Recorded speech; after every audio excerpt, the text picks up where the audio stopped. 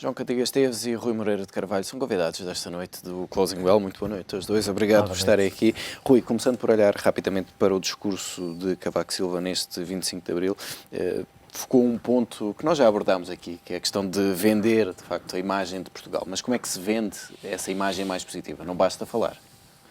Boa noite.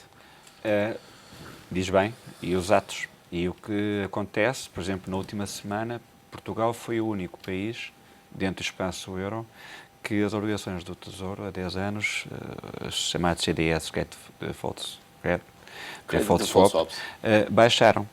Portanto, ou seja, a imagem que lá fora estamos a ter de Portugal ainda está naturalmente bastante debilitada e longe de ser competitiva, mas melhora. Por exemplo, as OTs, as obrigações do Tesouro há 10 anos, hoje, a 23 de Abril, estavam a 9,83 e a dezembro estavam a 11,53.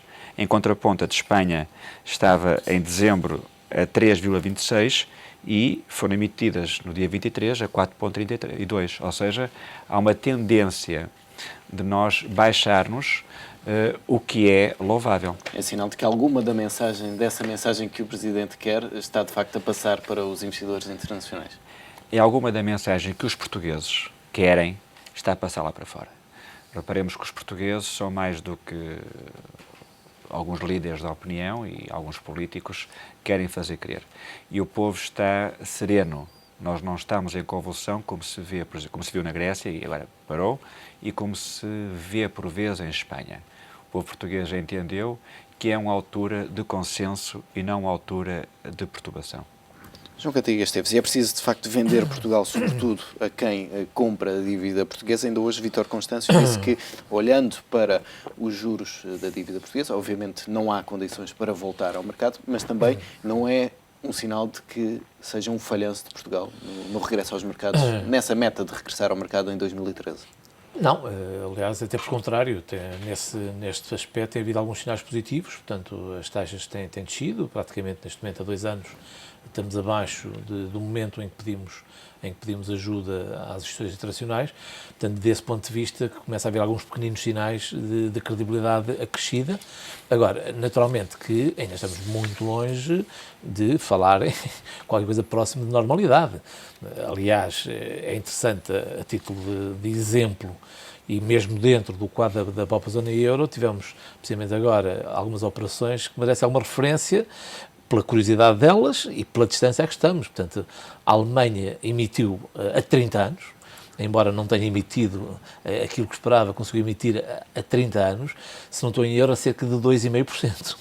Foi 30 anos de distância. E Espanha emitiu no mesmo dia, com essa taxa, mas para um prazo muito curto. Exatamente.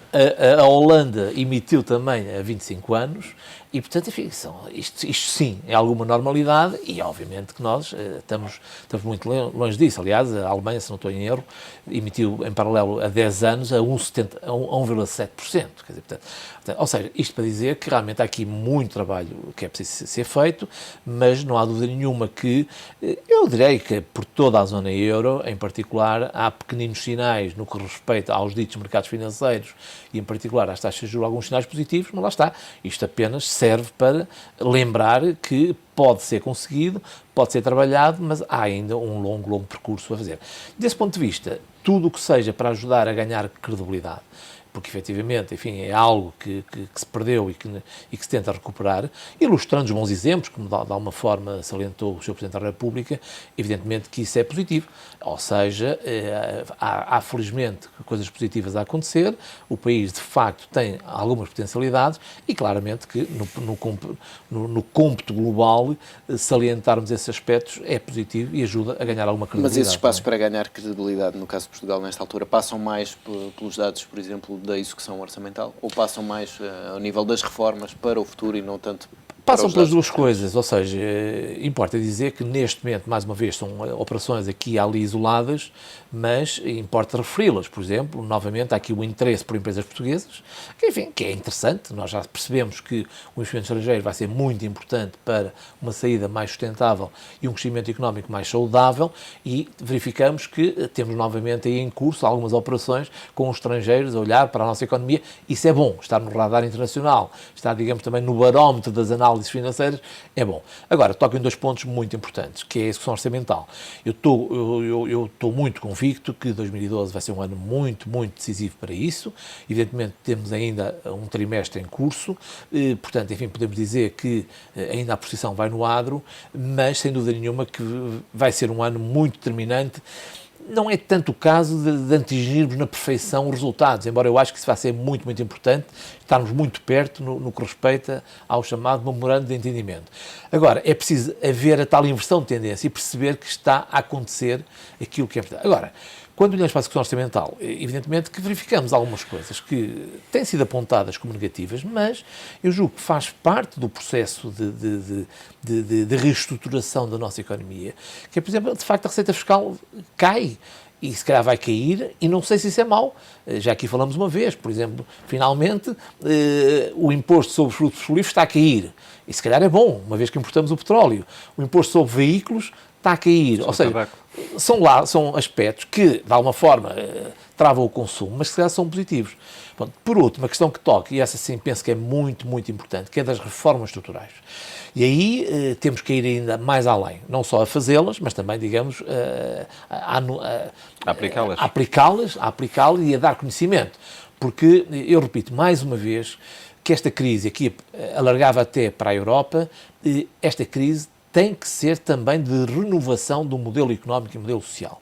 E, portanto, as reformas estruturais que venham a ser feitas, e que algumas já estão, digamos, lançadas, vão ter que também, do ponto de vista de credibilidade, mostrar que o que está em causa é um novo modelo, é uma reinvenção do nosso modelo económico e modelo social, e aí, de facto, eu penso que temos que ir mais além na firmeza na aplicação das reformas estruturais. E, Rui, alargando precisamente ao tema europeu, há aqui uma vaga de mudança na Europa relativamente ao plano que tinha sido seguido nos últimos 2 anos, sensivelmente, e que agora se foca mais no crescimento. Nunca deixou-se de focar no crescimento. Faltou descobrir um modelo para o crescimento, digamos. Esse é que teve em causa. Mas a partir de 2000 aparece um novo paradigma mundial, que foi a emergência de alguns países, que até eram países, enfim, que tinham ritmos de crescimento relativamente pequenos e começaram, de facto, a crescer. E a crescer baseados mais na competitividade do que na criação de investimentos por capitais públicos, nomeadamente os subsídios. Ou seja, aquelas políticas keynesianas, que era injeção de investimento público, substituindo, ou sendo ele o motor que puxava, digamos, o crescimento económico e, consequentemente, o consumo. O que nós assistimos foi outros países do mundo que estão a vender produtos mais baratos. Não, nós compramos relógios, os iPads, os computadores, a roupa, vem de lá. Então, o que é que nós temos para lhes vender? E o que está a acontecer é que, antes do tempo normal, digamos, normal em comparação com o nosso, a Alemanha mudou a sua forma o seu modelo de desenvolvimento. E isso levou que a Alemanha hoje esteja mais bem preparada para apanhar este impacto. E é isso que está a acontecer. Os países todos, em regra, estão a entender que não têm a capacidade de investimento com capitais alheios. No fundo, é isto que está em causa. É que nós, europeus, não temos poupança suficiente para poder investir. Os Estados Unidos ainda está a ter uma capacidade significativa de captação de investimento estrangeiro, mas um dia vai ter que o pagar, não é? E agora falta saber o que é que vai acontecer. No fundo, é a história a repetir-se. É o fim dos impérios e a emergência de novas sociedades mais competitivas, com ritmos de crescimento maior. E a possível mudança de liderança em França pode ser aqui uma chave diferente para o futuro da Europa? Bom, se houver a acontecer mudança, naturalmente haverá alterações, pelo menos no curto prazo. Agora falta saber se vai criar perturbação ou não no momento em que estamos. Eventualmente vai criar perturbação. Por exemplo, quando se refere que vai-se mutualizar a dívida, falta saber quem é que está disponível para emprestar. Porque se vai emitir moeda, no fundo ela vem atrás da inflação.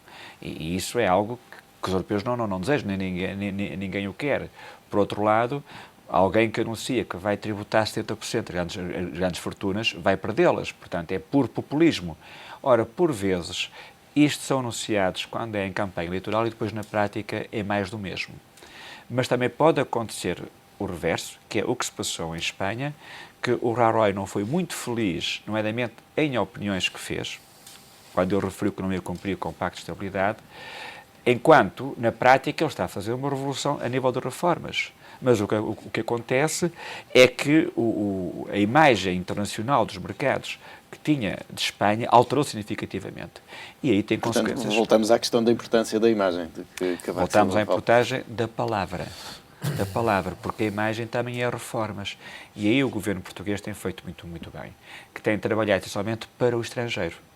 Ele tem transmitido relativamente bem a sua mensagem em inglês, que é quem nos empresta dinheiro, e, primeiramente, com atitudes simbólicas, que foi o Carnaval, que foi a redução dos feriados, que foi aquela meia hora, que na prática não vai tirar grandes alterações.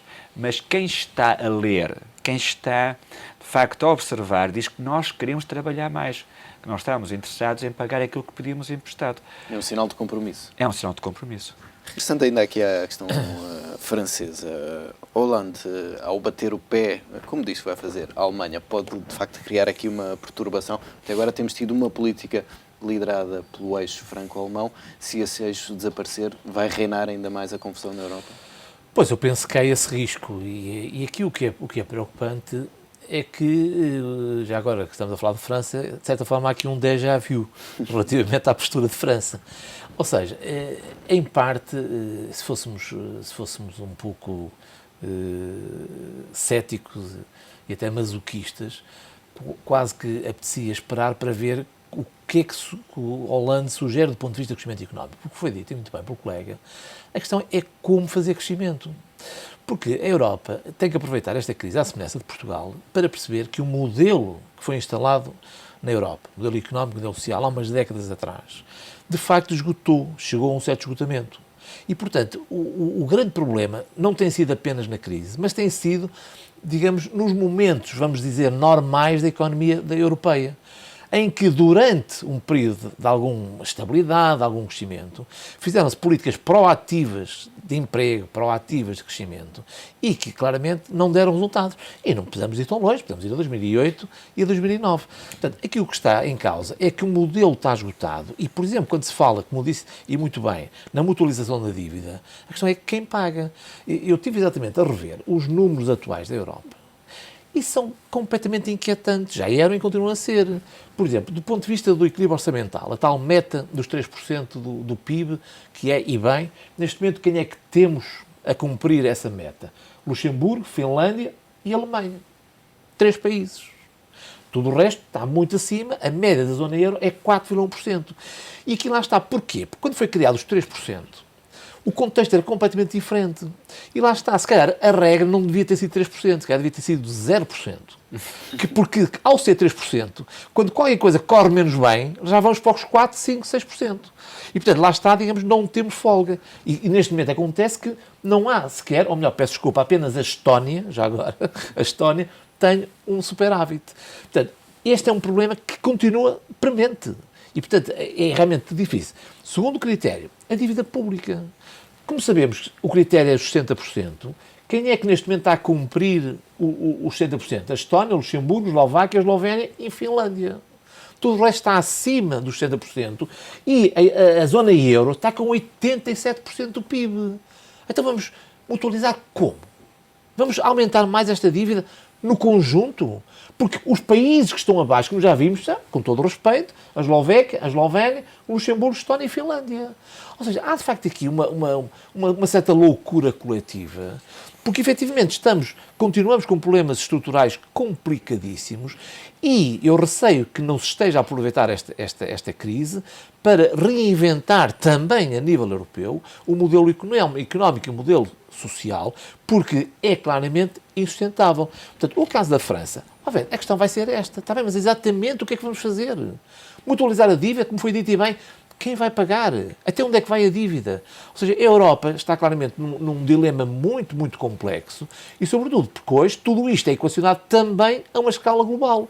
E como mostra os déficits europeus, na verdade, muito acima dos 3%, tanto como a Europa, a zona euro a 4,1%, percebe que não é possível manter de forma indefinida este esquema deficitário, este endividamento contínuo, porque ainda hoje o que nós assistimos, e até enfim, no caso português, com a ajuda, continuamos a acreditar que o endividamento é a solução para tudo, até para o crescimento económico. Como foi dito e muito bem pelo colega, tem que se repensar tudo isto. Temos que regressar a um pouco, como nós dizemos em finanças, ao capital próprio.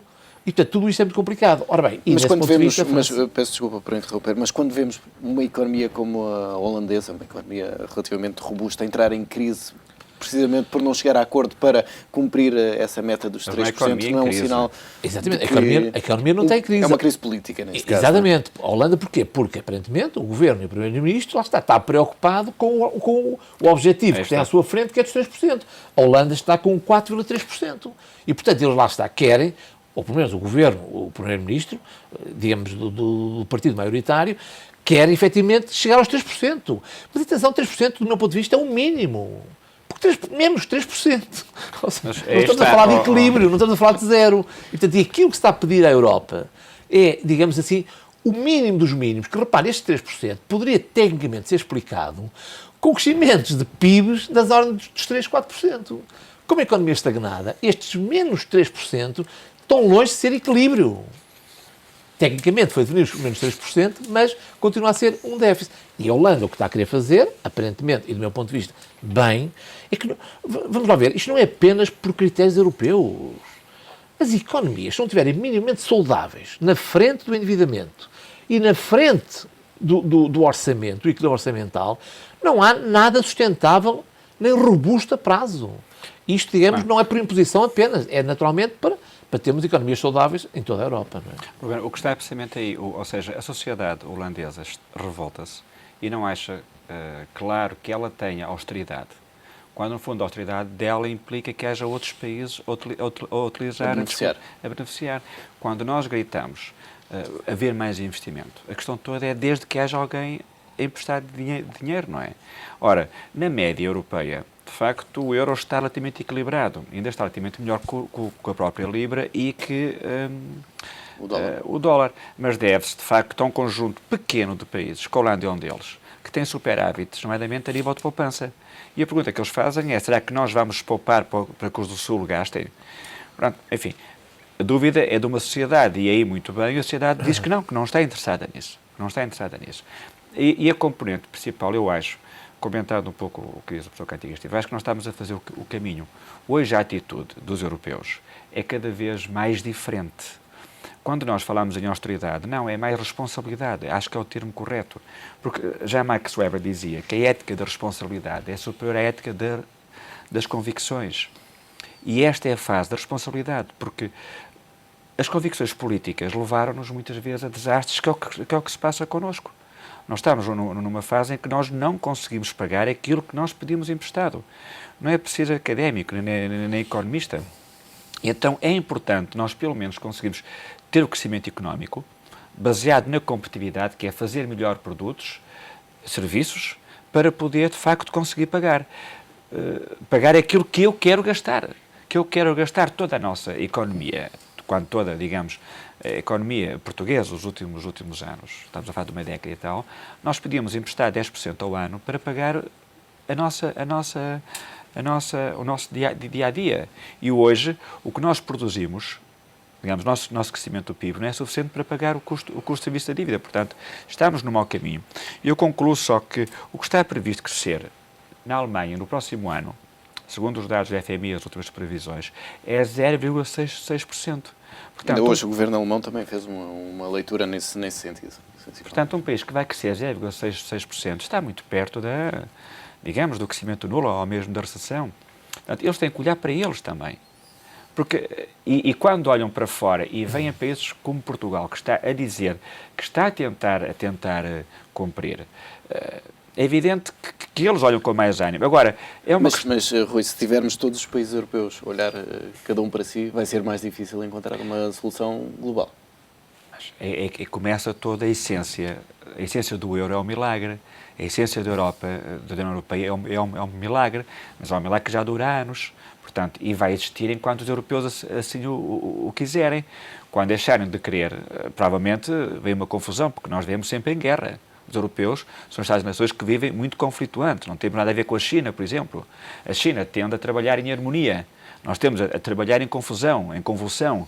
Reparemos ainda hoje que é um dia nobre, que faz 38 anos que houve uma revolução, que muitos já nem sequer a viveram. Eu tinha 11 anos quando aconteceu e ainda ouvimos discursos do tempo da Revolução. Quer dizer, o 25 de Abril de 64 foi importante, mas o 26 foi um desastre. E recordar essa fase, recordar a fase em que se nacionalizou o que não devia ser nacionalizado, em que se expurgou pessoas de Portugal que faziam muita falta, em que se acabou com grupos económicos que hoje fazem falta para ganhar escala.